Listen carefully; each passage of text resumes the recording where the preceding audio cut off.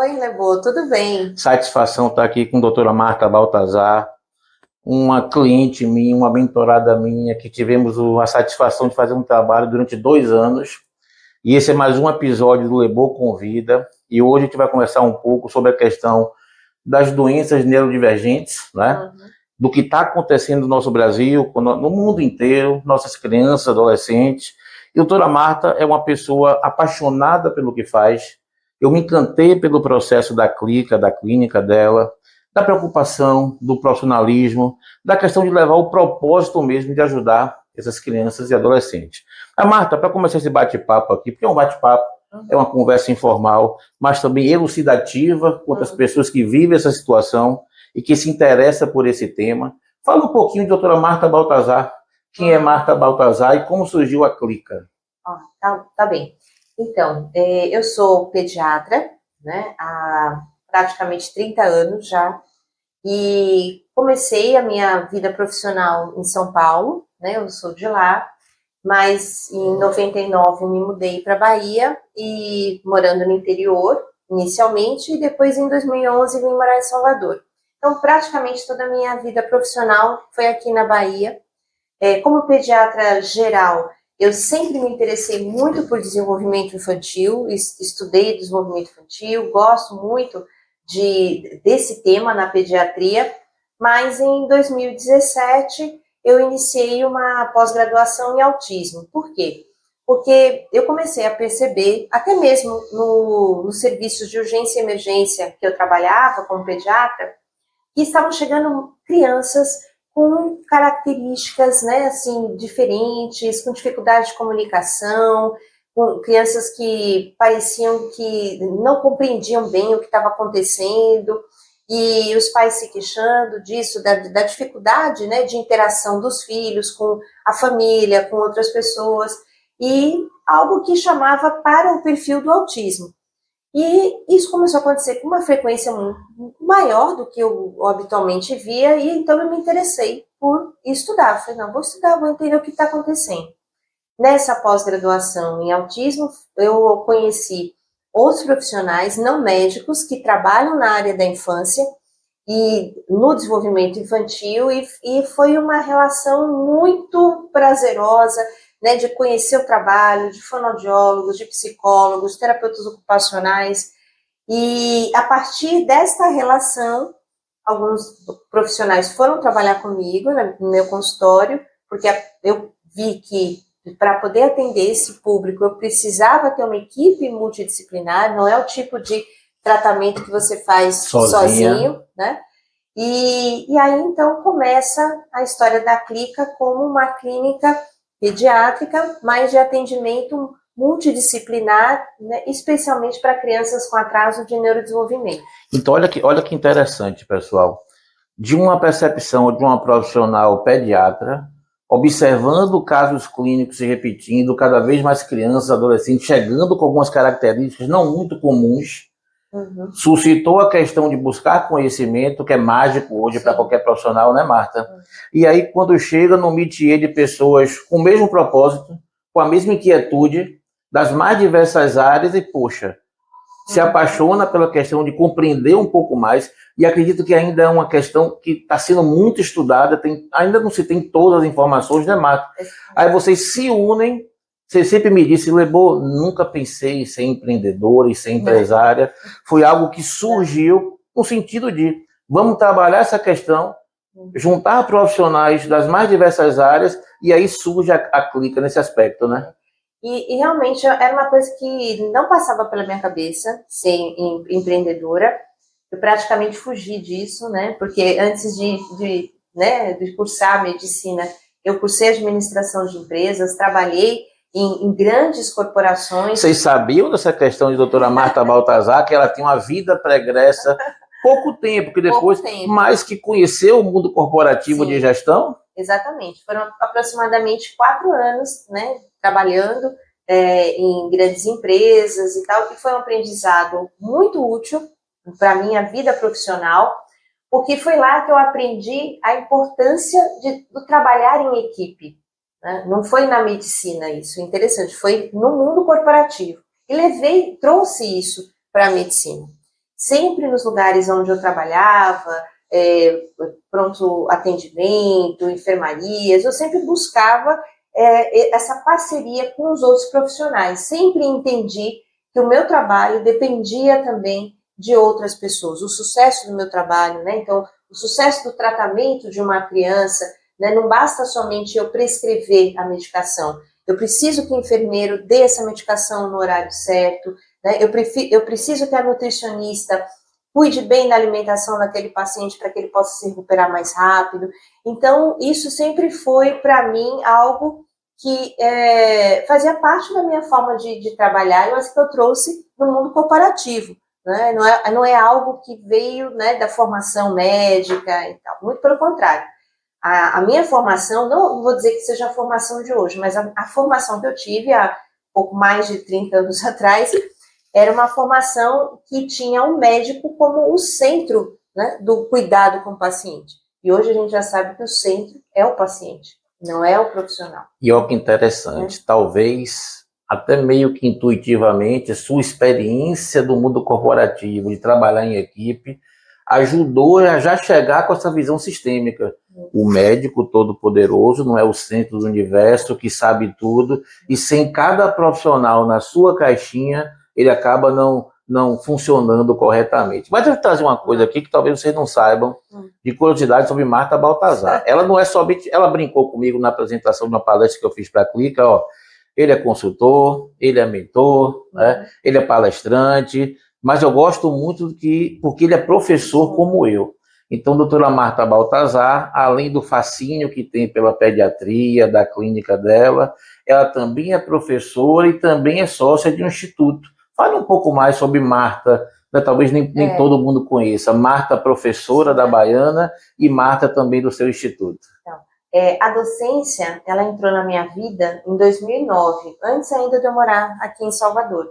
Eu prestei um concurso na Universidade Federal do Vale do São Francisco, eu morava na região de Petrolina e Juazeiro, e foi lá que eu comecei a minha carreira docente, que também é uma das grandes paixões da minha vida. Então, o meu mestrado foi em ensino em ciências da saúde, justamente para me capacitar mais para ser cada vez uma professora melhor, né, para os meus alunos. E depois vim trazendo isso, né, a docência até morar aqui em Salvador. Hoje eu não estou mais né, trabalhando como professora em Universidade Federal, mas eu sou professora da Escola Baiana de Medicina e Saúde Pública. Esse ano já são 10 anos, né, que eu estou lá. É um lugar também que eu gosto muito de estar, onde eu me sinto muito bem tratada como profissional, ouvida, respeitada pelos meus pares, pelos meus coordenadores, e o contato, né, com os novos médicos, a preparação desses médicos, para mim, é algo assim, muito precioso, é algo que eu gosto muito, muito, muito de fazer. Fico no meio do curso médico, justamente no momento em que os alunos começam a ter os primeiros contatos com pacientes pediátricos. Então, é o início, né, a introdução da saúde da criança, e eu acho que isso assim, eu sinto muito prazer, porque eu falo assim, em transmitir, vamos dizer assim, a minha arte, né, porque tratar uma criança, né, o cuidar de uma criança, cuidar também da família, né, para mim é uma arte. E aí eu posso ali, de alguma forma, transmitir isso, e transmitir, eu espero, né, com muito entusiasmo, para fazer com que esses meninos e meninas, né, esses rapazes e moças, também se sintam assim, impulsionados, né, a tratar, né, dessas crianças e cuidar desses pacientes também, né, com todo a responsabilidade, né, e também o amor que isso exige. Né? E isso é mágico, né, Marta? Se todo mundo soubesse ser professor, tem as dores, os dissabores, mas também tem a paixão. Você tem a oportunidade de estar o tempo todo se capacitando, porque o professor ele é obrigado a se manter atualizado. Às vezes o profissional se forma e fica em berço esplêndido, malmente faz uma pós-graduação e dá um mestrado, doutorado, como a gente trilhou essa questão.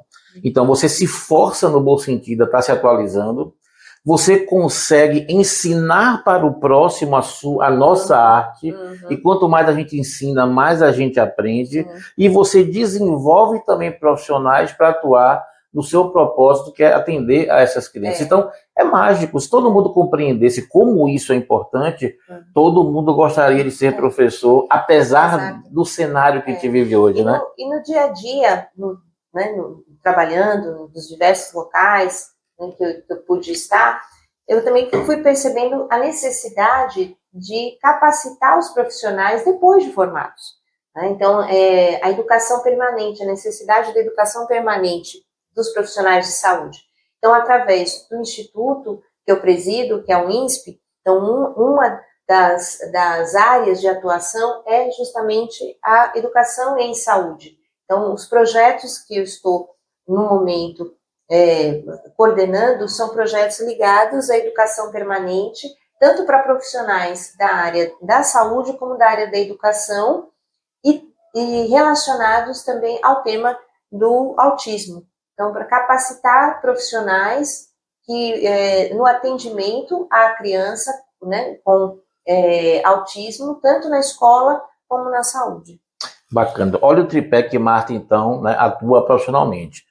Médica pediatra, com toda a formação voltada para as neurodivergências, a questão educacional muito forte, e vem uma novidade aí, não sei se eu posso contar, da questão da parte de educação, né, um projeto que a Baiana está desenvolvendo de mudança de grade, de como abordar o aluno, é bem bacana, se ainda não for segredo, ela comenta aqui depois, e também com o INSP, que é meio que uma junção, né, uma interseção, onde você consegue trabalhar a questão da medicina e a questão também da educação, e chegando à linha de frente, chegando a quem mais necessita, né, Marta? Exatamente.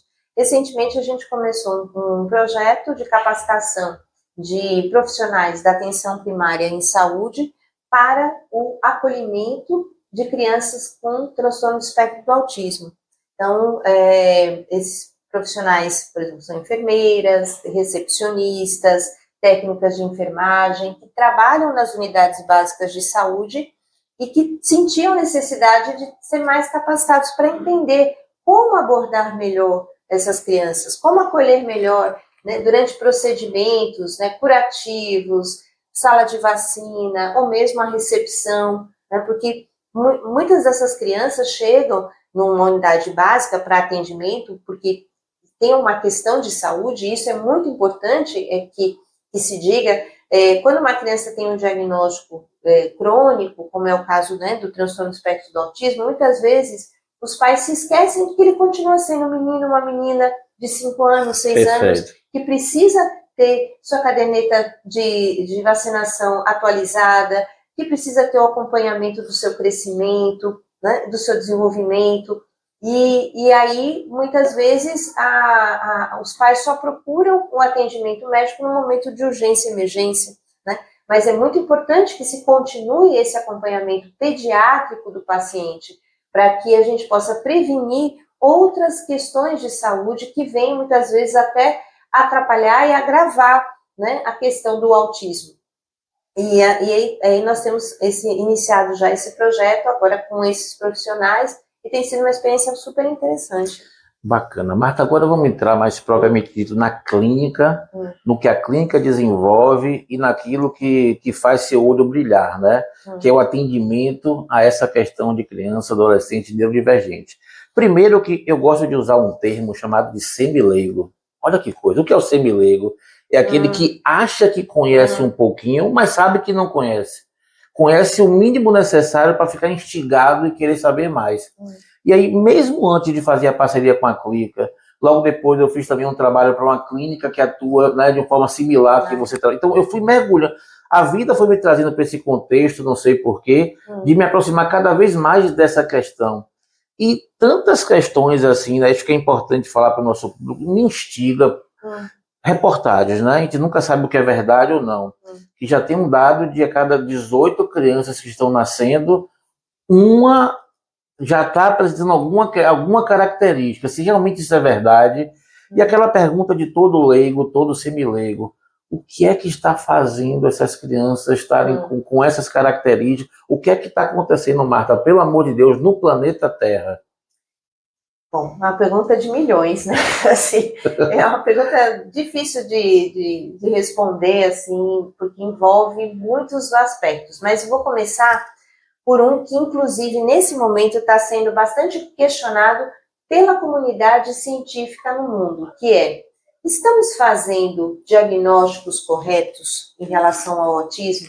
Será que não estamos fazendo diagnósticos excessivamente? Supervalorizando e aumentando essa estatística por N motivos. Exatamente. Então, está acontecendo nesse momento uma discussão, né, que está acalorada, vocês podem buscar, está nas redes sociais e tal, porque a forma hoje como o autismo ele é diagnosticado é bem diferente do que era há mais ou menos 15 anos atrás. Então, o diagnóstico ele é feito a partir de critérios que são determinados num manual chamado DSM, que é um manual de doenças, né, de saúde mental, que é da Associação Americana de Psiquiatria.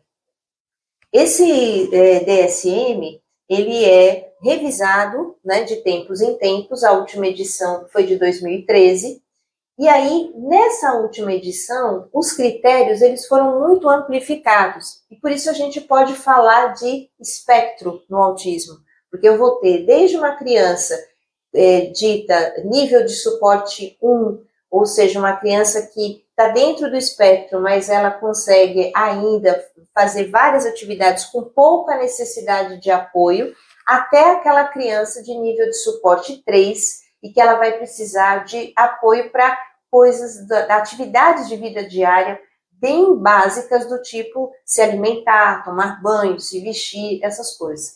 Então, hoje se questiona que será que esse paciente dito nível 1 de suporte, ele realmente está dentro do espectro? Será que ele é um paciente que ele previamente diagnosticado com dificuldades no seu desenvolvimento, se ele tiver uma intervenção precoce? Quando a gente fala em intervenção precoce, é antes dos 3 anos de idade, Sim, já se fazer uma detecção, não exatamente do diagnóstico de autismo, mas das dificuldades que esse paciente está tendo no seu desenvolvimento, e já se iniciar ali intervenções para auxiliá-lo. Será que ele realmente entraria dentro do espectro? Então, isso tudo está sendo questionado, porque esse, por exemplo, o DSM, ele o que está ali, né, descrito, não é só em relação ao autismo, mas a todas as doenças dentro da saúde mental.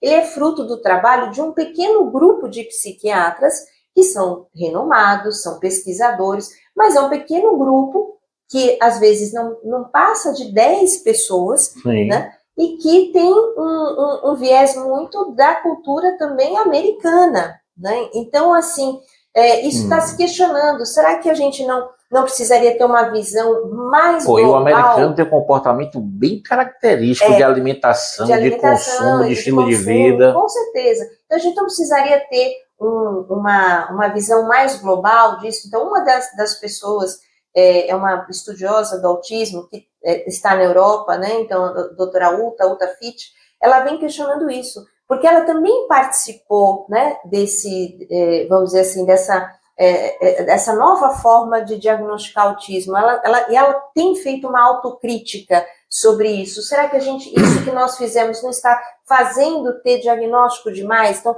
estamos diagnosticando demais porque mudamos a forma como fazemos diagnóstico antes? Claro que nós tivemos também questões em termos de mudanças, né, importantes no estilo de vida das famílias, que também podem, porque assim, hoje em dia a gente acredita que o autismo, ele sofre, vamos dizer assim, tem causas, né, assim, tanto genéticas como ambientais. Então, assim, a epigenética, vamos dizer assim, está na base, vamos dizer assim, das causas do autismo, na medida em que o ambiente, ele também é muito importante para desencadear aquilo que já está, vamos dizer assim, geneticamente programado. Como um gatilho. Como um gatilho, exatamente.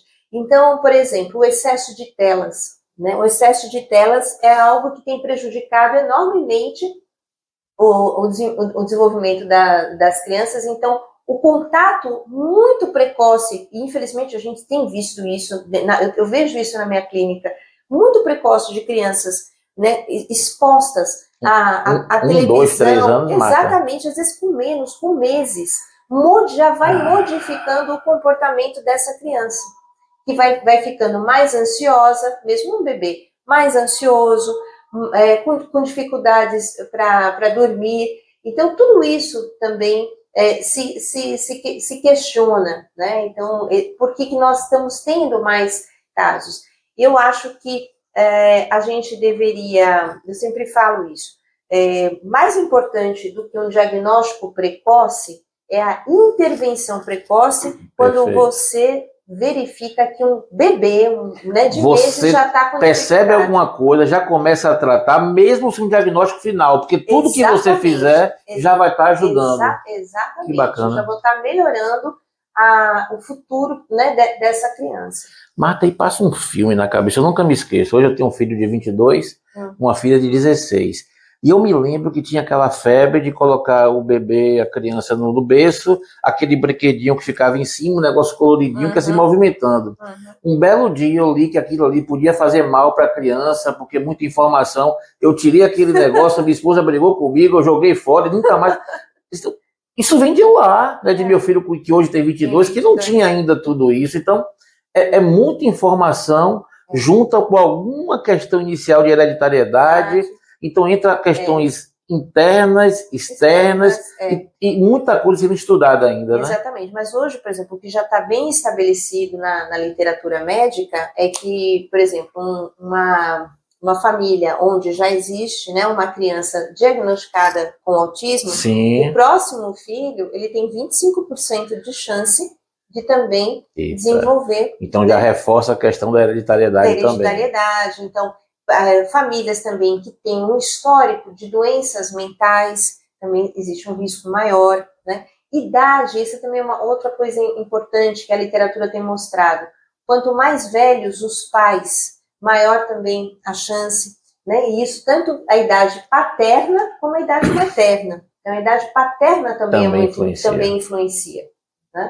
E a gente tem visto isso hoje, as pessoas deixando para formar família mais tarde. Eu recebo muita gente no meu consultório que só foi ter o primeiro filho com mais de 40 anos, às vezes até homens com mais de 50 anos.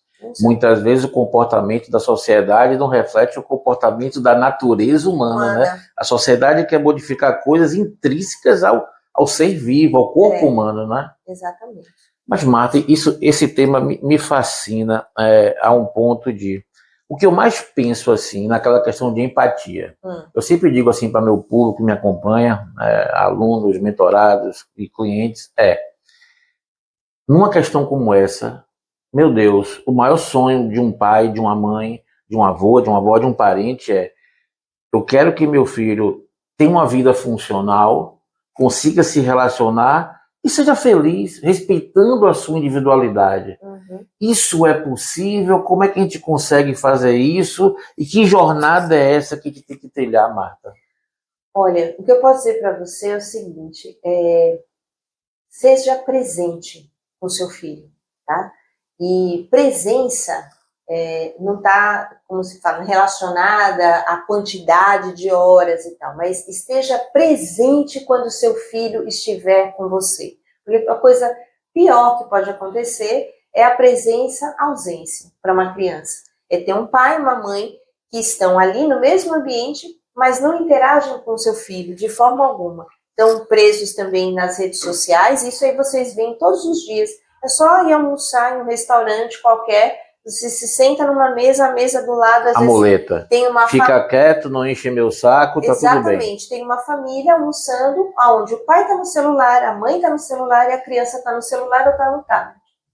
Ninguém conversando com ninguém, ninguém interagindo com ninguém. Isso é uma coisa que eu falo sempre. Humano, ele aprende com o humano. O humano precisa do outro humano para se constituir como humano. Bacana. Entendeu? Então, é muito importante isso. Assim, se você decidiu que a maternidade ou a paternidade é algo que você quer viver na sua vida, viva. Viva com presença. Entendeu? Uma criança precisa disso. Entendeu? Dessa presença, do amor, do cuidado, do limite também, porque o limite protege a criança, né? Então, é isso que a criança precisa.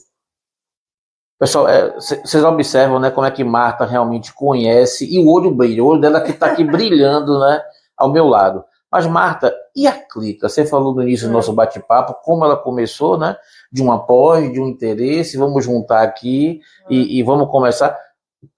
Do início, fale um pouco do início, o sonho e como a Clica está hoje. Pronto. Então, eu posso dizer para vocês que até mais ou menos o ano de 2014, por aí, 2015, eu já com bons anos como pediatra, nunca tinha tido um consultório meu, privado. Sempre trabalhava em outros locais, outros serviços e tal. E surgiu uma oportunidade de adquirir uma sala e conseguir ali começar a fazer a minha clínica da maneira como eu sempre gostei de trabalhar. E começamos com 2 salas, mas a partir do momento que eu adquiri um local próprio, eu pensei, eu vou fazer pelo menos uma sala a mais, não só um consultório, para a gente iniciar terapias para as crianças. Então, fiz uma pequena clínica, onde eu tinha um consultório que era menor até do que a sala de terapia, porque a sala de terapia precisa de espaço para a criança, e comecei trazendo aqueles colegas que tinham sido os meus colegas da pós-graduação em autismo.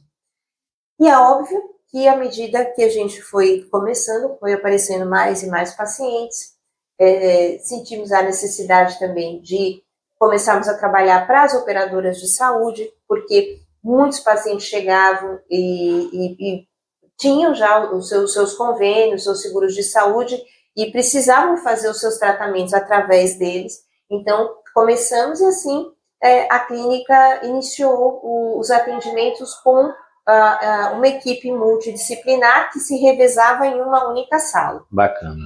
Aí, logo vimos que não, precisamos ampliar, e mais do que isso, né? Precisamos profissionalizar, porque é preciso que eu fale que eu, até esse momento, eu era uma médica, e eu não era uma administradora. Então, com muito sofrimento, eu tinha que fazer essa parte administrativa, que eu não sabia fazer adequadamente essa realidade, porque eu sou médica. Então, comecei a trazer pessoas da área da administração para poder me auxiliar. E isso realmente mudou, né, a clínica, porque essa pessoa começou a pontuar as necessidades, o que nós realmente precisávamos fazer, inclusive para ampliar. Olha que interessante. A empresa ela não surgiu num ponto mágico, ela foi surgindo com as demandas. Exatamente. Meu Deus, eu tenho um CNPJ, porque eu sou médica, atendo, a minha visão sistêmica é muito forte, não vou só eu como pediatra dar um atendimento, trago outras pessoas, começa a ganhar corpo, começa a chegar clientes, pacientes, eu tenho que começar a organizar. Gente, é assim que a maioria das empresas começam, é intuitivamente, não é vou criar um CNPJ, fazer um estudo muito grande. Então, isso também é importante, né, Marta? Que você vai aprendendo a gente foi no percurso. Aprendendo no dia a dia, né? Então, aprendendo que não era eu que tinha que levar a fatura do convênio, né, para a operadora de saúde e tal. E com isso foram, né, as pessoas foram chegando, agregando, e aí hoje, né, a minha gerente financeira administrativa, a Caroline, que começou comigo lá atrás, né, esse percurso, já tem uma equipe aqui trabalhando com ela, né? Porque a clínica hoje já exige isso. Então, mas no começo era a recepcionista e ela, e ela me trazendo as necessidades para ampliar, e aí ampliamos de uma clínica com 2 salas para mais 4 salas de atendimento. Lá no CEO. Lá no CEO, né, onde nós começamos. Não tinha a possibilidade dessas salas serem contíguas à própria clínica, tivemos que alugar salas na torre do lado, mas tudo bem, e lá também criamos um novo ambiente, com recepção, com tudo que o paciente precisava e tal. Passados mais ou menos 2 anos, né, a gente viu que não tinha mais condição de continuar, né, com essa estrutura, né, mesmo sendo, né, uma clínica de um lado, outra, né, com o restante do outro, e falamos, precisamos ampliar. E foi interessante porque nessa precisamos ampliar, surgiu a possibilidade de comprar a sala contígua a que já era a nossa própria sala, né, lá no CEO. E comprei. Eu comprei a sala, feliz da vida, falei, vou ampliar aqui. Chamei o arquiteto chegou, olhou e falou, Marta, eu acho que dá para fazer né, a junção dos 2 espaços, criar aqui a nova clínica, mas mesmo assim vocês vão ficar apertados. Por que vocês não vão para uma casa? E aí, uma casa, mas né, com tudo, né, que uma casa é outra realidade, muito mais manutenção e tal. Aí conversamos já, né, nesse momento já não tinha só minha gerente administrativa, mas eu já tinha uma pessoa fazendo comercial para mim também, né, e conversamos. Já tinha coordenação técnica, do acompanhamento com a equipe multidisciplinar. A equipe muito maior, mas vamos dizer assim, eu conversei com esse núcleo, que eu chamo de núcleo duro, né, que é minha gerente financeira, a pessoa que faz o comercial e a coordenadora técnica, e elas olharam para mim e falaram assim, vamos lá, vamos começar a procurar essa casa. Elas foram as primeiras a me incentivar. Engraçado que a gente estava no processo de consultoria, já terminando o processo de mapeamento na Clica, a gente trabalhou com a pesquisa de clima, que Marta, detalhista, no bom sentido, ao extremo, apresentei, ela ajustou tudo, aplicamos, foi um grande sucesso, porque a gente ouviu o cliente interno também é importante. Que é o cliente interno? Os colaboradores. A gente fica numa máxima de se preocupar com o cliente externo, não o cliente externo.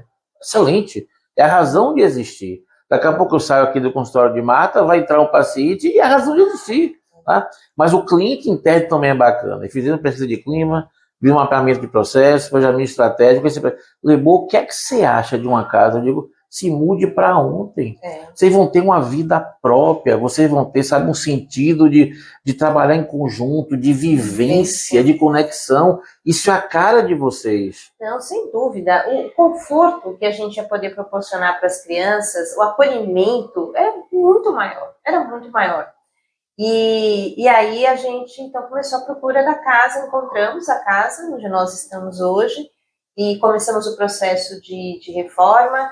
É uma casa que ainda não é nossa, mas a gente está no processo de aquisição e o espaço que nós tínhamos lá no seu está alugado hoje, né? Os 2 espaços que são nossos e com isso nos ajuda, né? Claro, é uma renda passiva a pagar aqui o nosso aluguel, mas já estamos no processo de aquisição dessa casa. Porque para nós é muito importante que a gente possa ter liberdade, né, aqui para poder fazer todas as transformações de acordo com as necessidades, né, das crianças.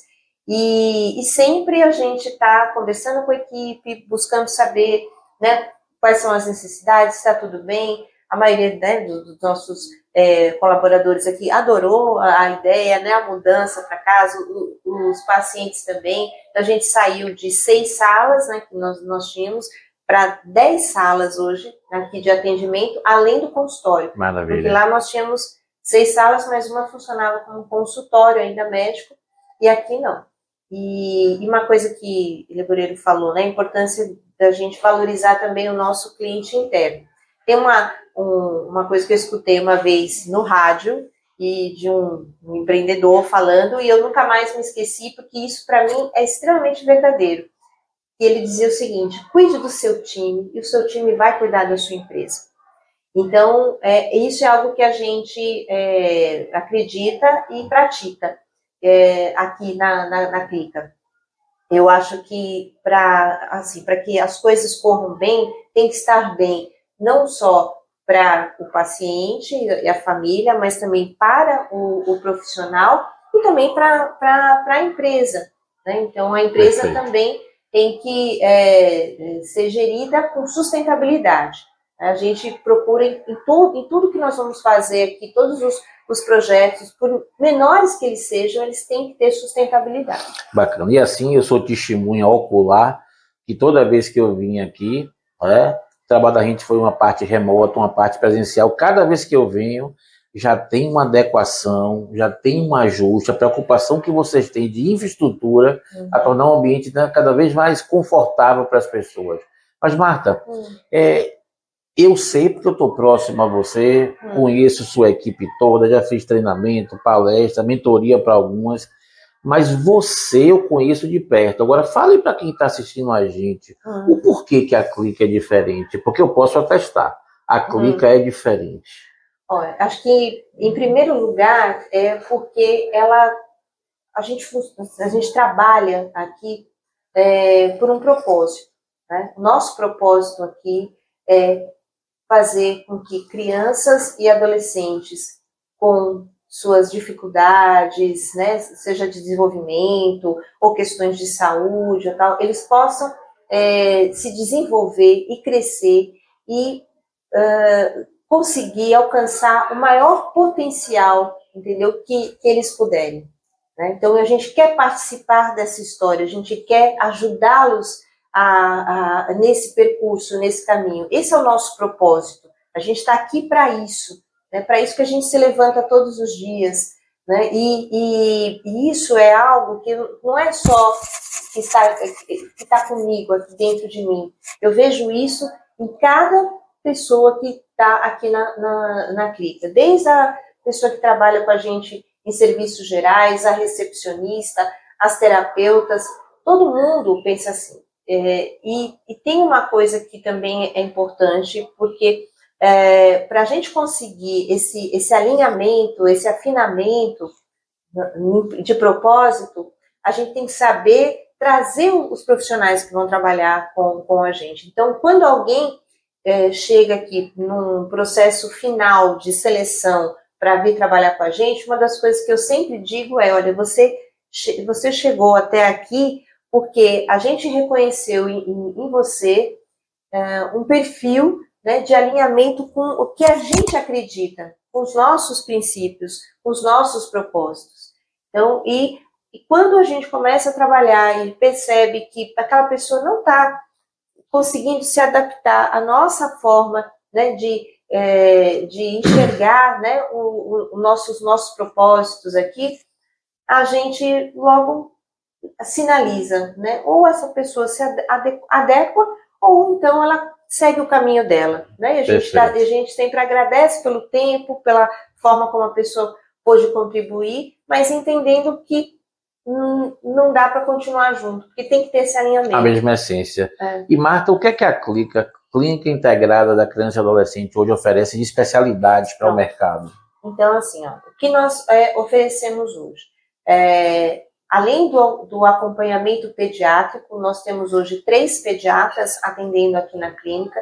São 3 pediatras com olhar para o desenvolvimento infantil. Então, esse alinhamento também existe entre as pediatras, todas gostam desse tema, estudam o tema, né, e estão atentas ao desenvolvimento infantil, além, obviamente, das demais questões de saúde da criança.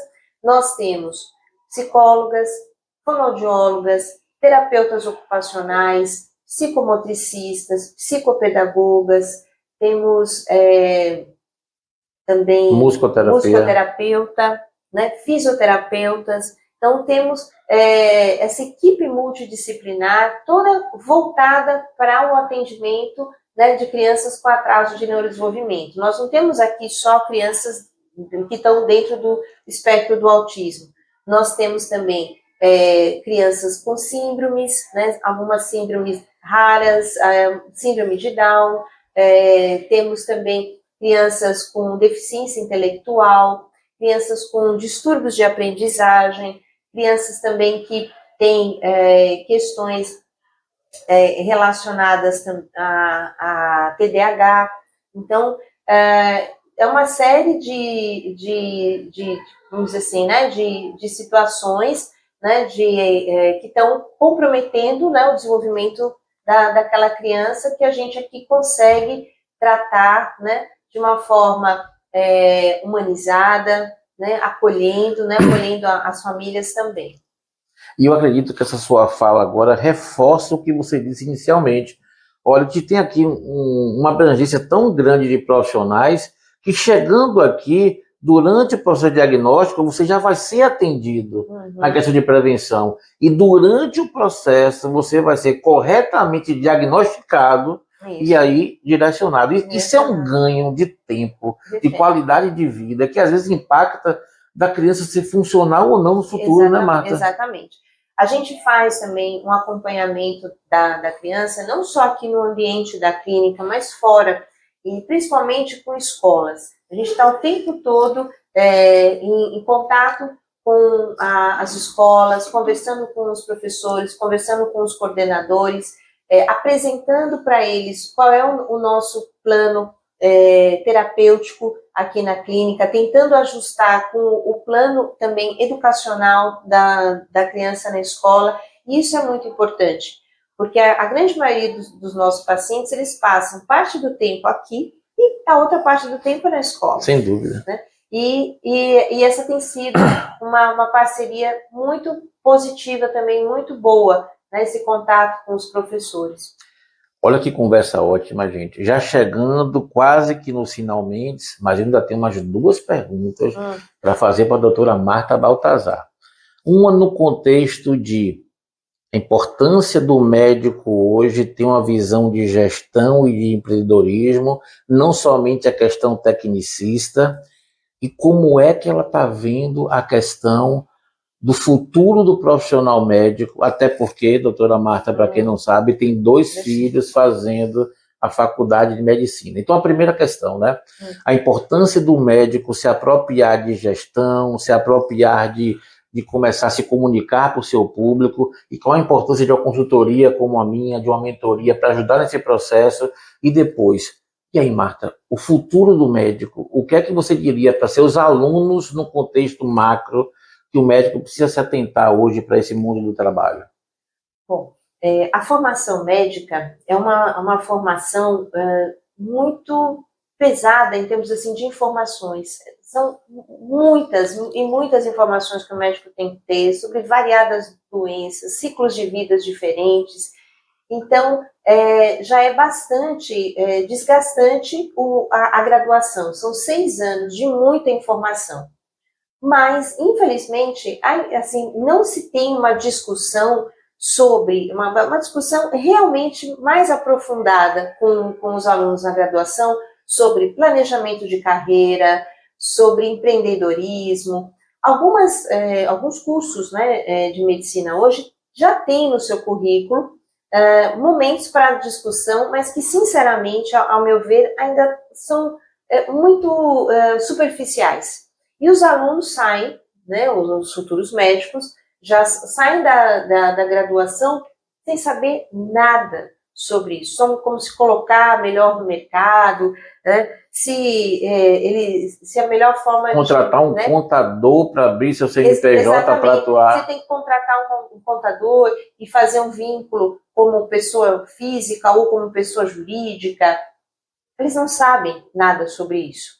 E eu acho que ter, vamos dizer, a oportunidade de poder fazer uma mentoria, né, como eu fiz com o Lemboreiro, um jovem médico, isso vai ser fantástico, porque vai trazer a oportunidade dele começar mais cedo, né, a trilhar um caminho que eu acabei trilhando mais tarde, mais até intuitivamente, do que eu poderia ter feito, né, antes. E aí isso é uma economia, né, assim, de tempo, tudo expectativa, desgastes, exatamente. Então eu acho que isso seria muito importante que os jovens médicos pudessem fazer, até porque hoje o mercado de trabalho na medicina mudou muito da época, né, em que eu saí, há 30 anos atrás. Né? Então hoje as oportunidades já não são tão... a quantidade, né, vamos dizer assim, de oportunidades já não é a mesma. Eu tinha muito mais oportunidades de trabalho do que eu vejo hoje os meus alunos tendo ao sair da faculdade. Eu sempre digo, Marta sabe, que meu sogro, que é pediatra também, tem 86 anos e é pediatra há quase 60, e está nativa, doutor Aderbal. Né? Ele, quando eu me formei, ele formou pela UFBA, é só fazer as contas aí, o prédio da UFBA ainda estava totalmente novo, pode acreditar, tá? Eu tinha que dizer isso. Eu tive 3 propostas de trabalho para escolher, e fora uma que surgiu depois, que meu professor me chamou para trabalhar com ele, que ele em Deus é o professor, que agora me fugiu o nome. Aí eu digo, poxa, se criou tanto uma questão, né, do médico como status, como riqueza, com uma única salvação. E, gente, isso foi de uma hora para outra, Marta, porque a gente conhece vários médicos. O trabalho que eu fiz com você aqui foi bem completo, mas eu fiz trabalho com umas 3 ou 4 médicos. E isso foi criado, gente. Claro que tem médico que tem mais aquela postura um pouco mais arrogante, que gosta. Isso é natural do ser humano, não é da figura do médico. Mas parece que uma poção mágica chegou, se colocou isso na sociedade. Não, eu tenho que ser médico porque eu vou ganhar 50, 60 mil por mês. E conte um pouco o outro lado da importância de ser um médico verdadeiro, o quanto é desgastante e o quanto que médicos formados com essa ideia vão se frustrar e vão simplesmente adoecer. Traga o choque de realidade, Marta. É muito grande. Como eu falei para vocês, os 6 anos, né, que a gente passa na faculdade não são suficientes para a quantidade hoje de conhecimento que se tem e a necessidade, né, dos pacientes nos diversos, né, locais aí para atuação. Então, há necessidade de se fazer uma especialização, porque não dá para você saber tudo. Então, você tem que se especializar numa determinada área, como eu fiz, eu fui para pediatria.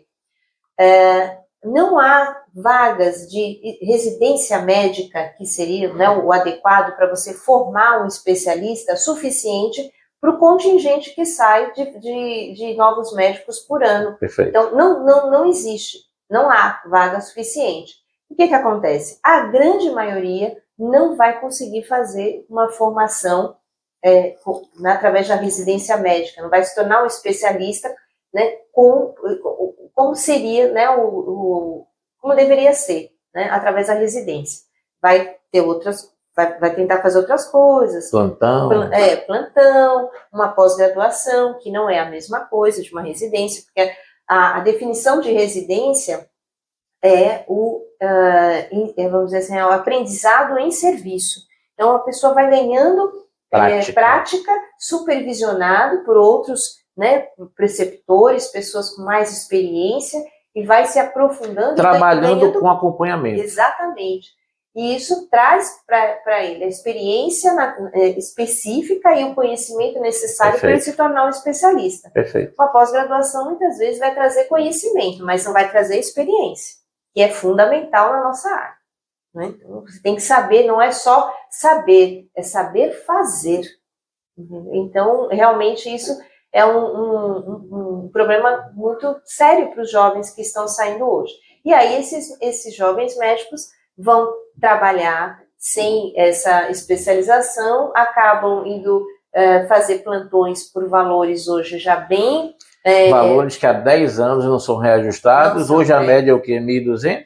Por aí, mais ou menos. Eu soube, Marta, que tem médico dividindo o plantão. Então, e é isso que eu queria comentar. E é o que acontece, os valores de um plantão, né, vamos dizer assim, num pronto atendimento, né, para adultos, por exemplo, em torno de R$ 1.200, né, um plantão num hospital público, só que devido ao contingente tão grande de recém-formados, eles começam a dividir esse plantão em 6 horas, ou, né, cada um faz 6, ou então até 4. Para que um ajude o outro, para que não fique sem renda. Olha que coisa, onde nós chegamos. Né? Mas isso acontece principalmente nas capitais, porque também é onde os médicos preferencialmente querem ficar. Né? Excelente. Quando você vai para o interior, aí você começa a encontrar mais oportunidades de trabalho, e não é só mais oportunidades de trabalho, é mais oportunidades de ser útil à população, porque faltam médicos no Qual o lado interior. social, o seu compromisso Exatamente. como Então, médico? aquela interiorização médica que era desejada, vamos dizer assim, por essa normativa que teve, né, de abertura de escolas médicas e tal, porque era para interiorizar o médico, vai acontecer por uma pressão de mercado, porque realmente não se tem mais vagas suficientes Perfeito. nas capitais, e aí vão ter que ir para o interior de toda forma. Tá? O que eu acho extremamente importante, não só pela questão social, pelo serviço, mas até para o aprendizado do próprio médico. Porque quando você vai para um local onde você não tem tantas condições, você é obrigado a se esforçar mais, a estudar mais, para conseguir fazer com menos recurso aquilo que o paciente precisa. Não que isso seja a situação ideal, não é. O ideal é que também no interior as pessoas tivessem as mesmas condições, né, os médicos de trabalho que se tem na capital, e os pacientes também tivessem boas condições de atendimento, como se tem nas capitais. Marta, essa conversa com você aqui hoje só me faz ficar feliz, porque eu, como semileigo, tenho a mesma opinião que você sobre tudo que você disse aí, ipsilíteres, mas você é médica, você convive com isso, você empreendeu, você também tem um instituto que vai também até essa linha, então você tem propriedade para falar sobre isso. Mas que conversa ótima, né, pessoal? Para finalizar, duas perguntas. Eu adoro. Me diz, Leboreiro, você gosta de fazer perguntas, sempre são boas, é uma das virtudes de Leboreiro. Primeiro, se você faria tudo novamente, aquela jovem paulista, né? Paulista, começou a trabalhar com gestão, veio aqui para a região do São Francisco, casou, tal. Se você faria tudo de novo, e uma mensagem agora para os pais, porque eu acho que é importante falar do médico, é importante falar de gestão, é importante falar, mas para os pais, né? Que conselho você daria para um pai, uma mãe que nesse exato momento está com um filho pequeno, vendo algumas questões e aquele medo, meu Deus, eu não quero que seja isso não é nada, é normal, levo, não levo. Que mensagem você daria para esse pessoal? Tá, então, vamos lá. Em primeiro lugar, né, assim, claro que eu faria tudo de novo. Claro que eu faria tudo de novo. O que eu desejo para todo jovem, né, independente da profissão que vai escolher, é aquilo que eu desejo para os meus filhos e que eu falei para eles, né, eles acabaram seguindo a medicina, meu marido também é médico, mas eu nunca fiz nenhum tipo de pressão para que eles fossem para a área médica. Né? Então, eles falaram sobre várias coisas, pensaram em outras profissões e acabaram decidindo. Mas o que eu sempre disse é o seguinte, ó, o que eu desejo para vocês é que vocês acordem de manhã, como eu acordo, com uma vontade enorme de fazer, entendeu? O que eu faço. Massa. Entendeu? Então, assim, isso é para mim uma bênção, entendeu? Uma bênção eu poder acordar todas as manhãs e poder fazer aquilo que eu gosto, entendeu? Isso assim, é o que dá propósito para a minha vida, né? Que é aquilo que a gente já conversou uma vez sobre o Ikigai, né? O conceito japonês, né? O Ikigai é isso, é aquilo que te faz levantar todos os dias de manhã. E que você foi ver de perto agora, né? No carnaval, né? Exatamente. E faz você levantar de manhã com vontade de fazer, de atender, né? Então, como você fala, ter brilho no olho. Então, eu acho que escolha a sua profissão pelo brilho no olho, aquilo que te faz o olho brilhar, né? Independente do que seja, porque se você tiver esse entusiasmo e tiver esse propósito, o resto vai acontecer por consequência. Você vai se tornar um excelente profissional, porque é isso que você gosta de fazer. Perfeito. Você vai ter remuneração adequada, porque você vai ser reconhecido como um bom profissional. Então, não tenha dúvida de que essa é a melhor forma de escolher a sua profissão, né? E o restante vai vir por consequência.